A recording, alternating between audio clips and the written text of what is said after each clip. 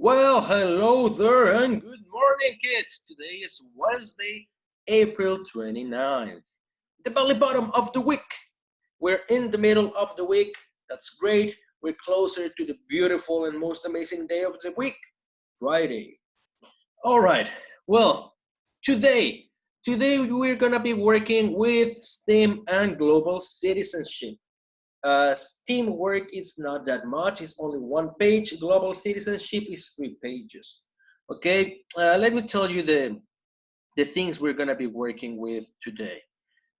For STEAM, it's a little like a review of what we have seen before about the natural, renewable, non-renewable resources. Okay, this whole thing about clean energy. So it's mm, like a little test to see if you remember everything that we have seen before. Okay? Now, also for global citizenship, we're going to be checking what is the human geography of the hemisphere that we're checking in global citizenship. And then we're going to learn a little bit of new vocabulary. That's what we're going to be working today. Someone wants to say hi today? Hello, sweetie. Say hi. Oh, she is scared of the camera. She's shy about it. Don't be scared. Nothing happens. Just say hi. There we go. Very good. You're a good girl. Mwah. All right, go down. Go with your sisters. There we go. No. Bye. Bye. Thank you. Yeah, she wants to be here with me all the class. But no, we cannot do that right now. So let's get down to business, kids. Let me share my screen with you so we can work already. I'm gonna tell you the pages for today. The pages for today. Global citizenship from page 108 to page 110. And then for STEAM, it's going to be only page 141. Okay? They're gonna start playing. Sorry if they make noise. I'll try to keep it as quiet as possible. Girls, Salim, Shuri, please. Shh. Tease. Tack. Sorry, they're a little bit trained in Swedish, so they understand when I tell them tyst. Tyst means silence in Swedish, and tack means thank you. Okay, so yeah, as you can see, they understood. Good. Now, let me share my screen with you.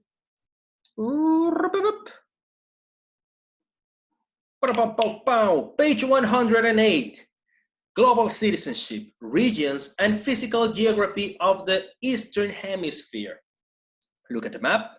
Write the letter in the correct location on the map. If you look at the map, it goes with different colors. Remember, I'm colorblind.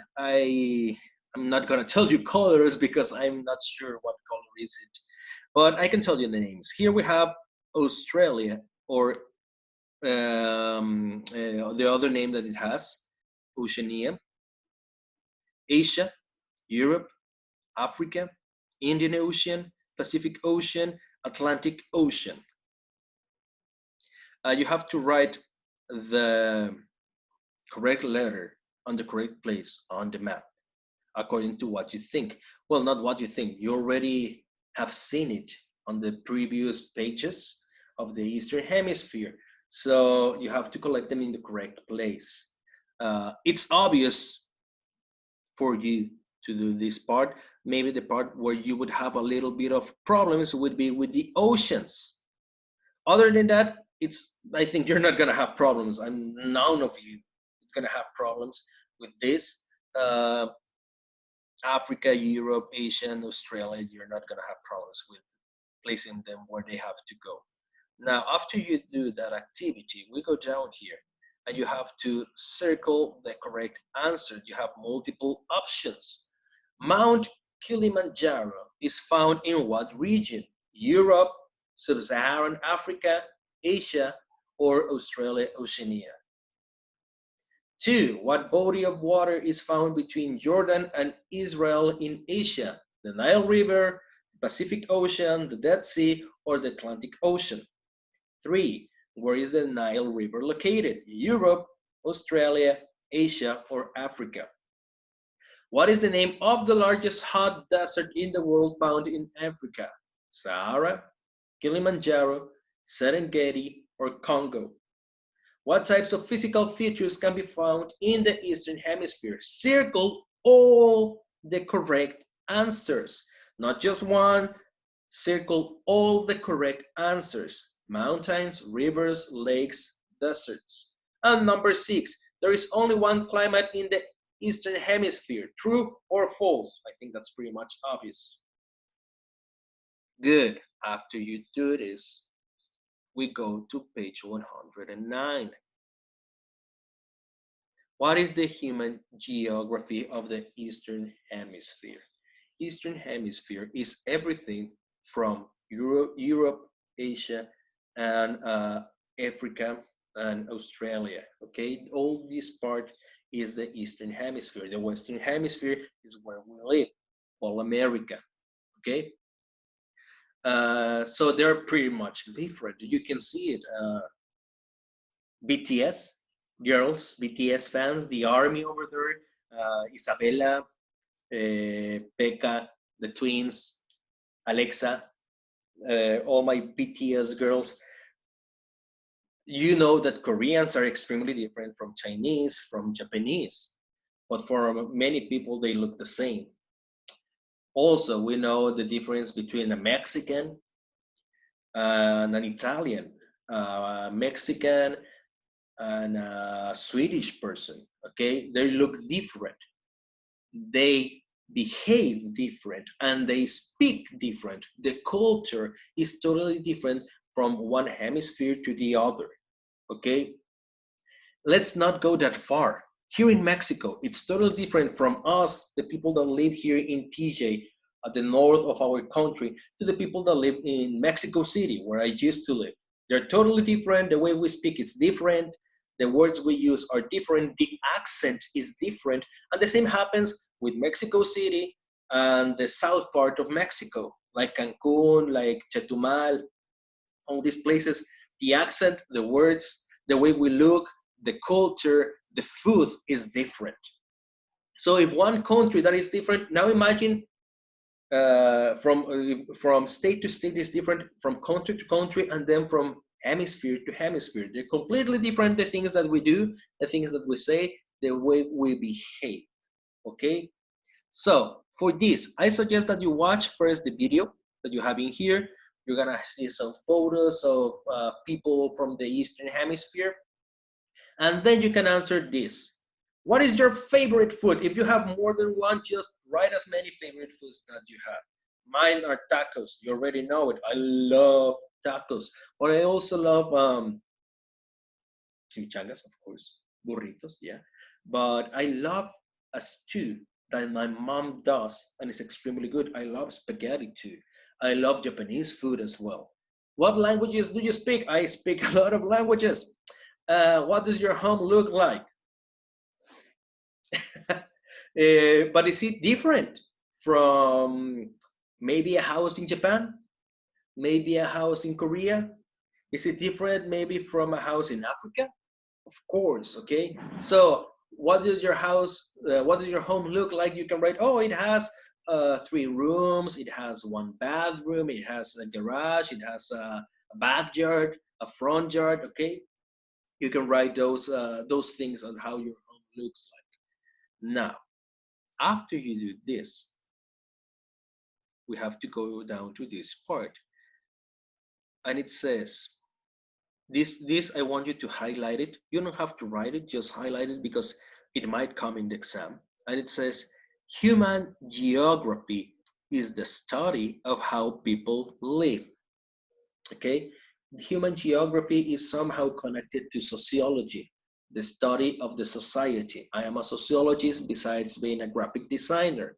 So in sociology, we study the way society behaves and how the culture changes from one part to another. So human geography is pretty much close to it. It is the study of how people live, and it's going to be different from one place to another. It looks at the way people interact with each other and the earth. It looks at people's culture. Culture describes the way a group of people lives.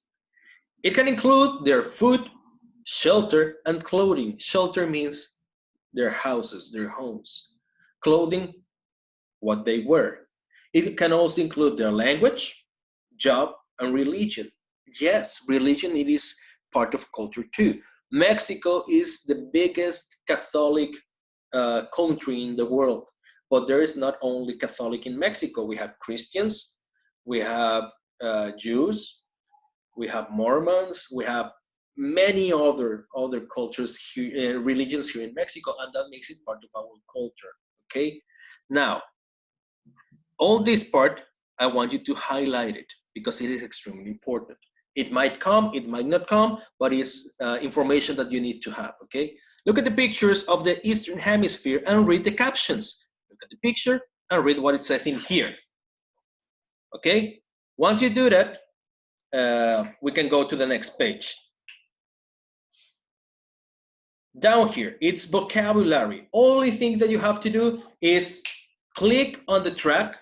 You choose track 25, please. Track 24 is the same, but track 25 includes the definitions.